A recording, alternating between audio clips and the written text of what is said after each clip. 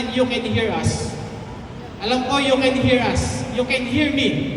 You can hear the praises and the worship songs. You can hear these songs and somehow you can relate.